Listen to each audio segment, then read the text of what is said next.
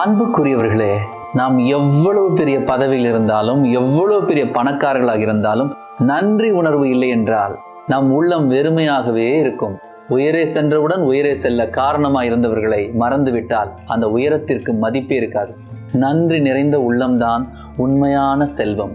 நன்றி என்கிற வார்த்தையால் உடைந்த உறவுகளை ஒட்ட முடியும். காயப்பட்ட மனசு கூட குணமாக முடியும். நன்றி நிறைந்த உள்ளமே ஆண்டவர் வாழ்கிற ஆலயம்.